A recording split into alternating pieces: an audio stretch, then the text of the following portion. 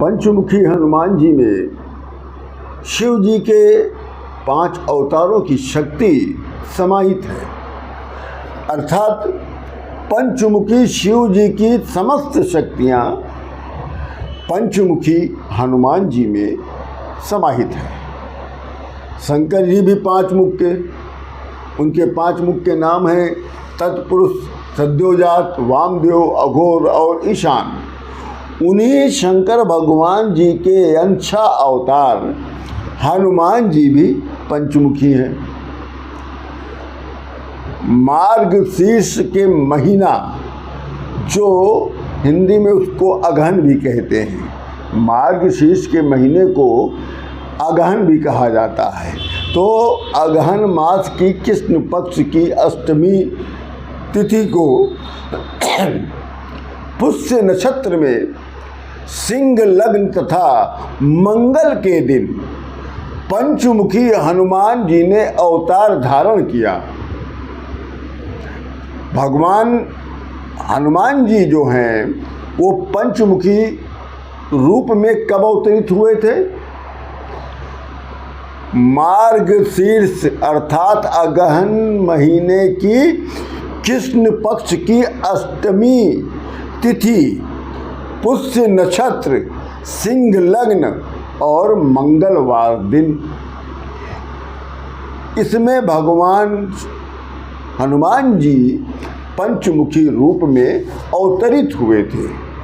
हनुमान जी का जो पंचमुखी स्वरूप है वो सभी प्रकार की सिद्धियों को देने वाला है, सभी प्रकार की मनोकामनाओं को पूर्ण करने वाला है। हनुमान जी का एकमुखी, पंचमुखी और 11 मुखी, ये 3 स्वरूप उनके प्रचलित हैं। तो हनुमान जी के 5 मुखों के बारे में विद्यारणों तंत्र में इसका वर्णन बताया गया है।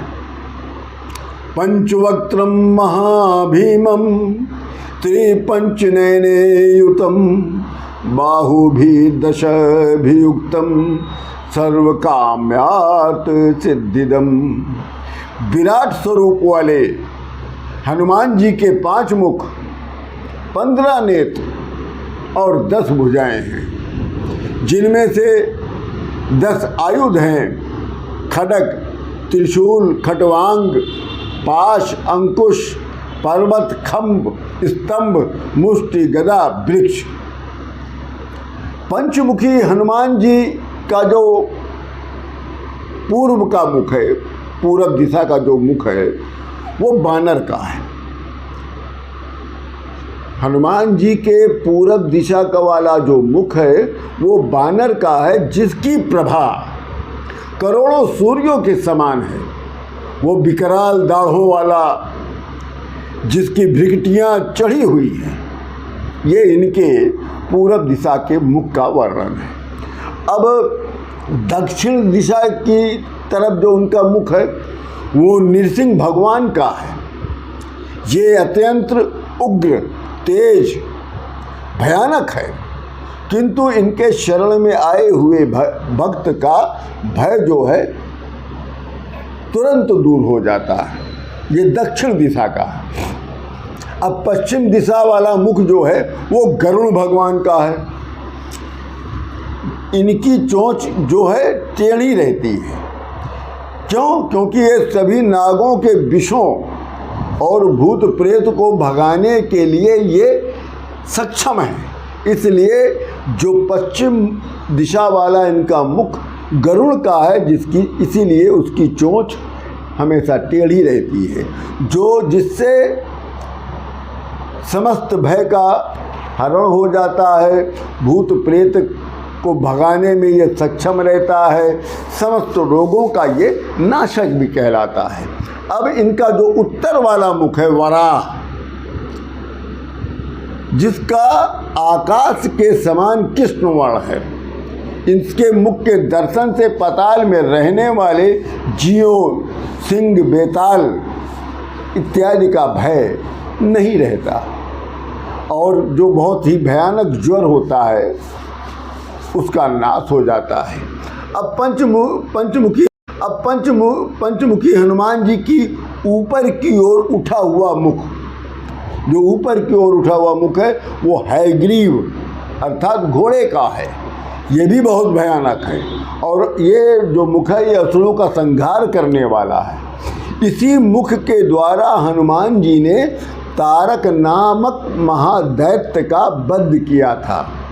ये पंचमुखी हनुमान जी के विषय पांचों मुखों के बारे में है।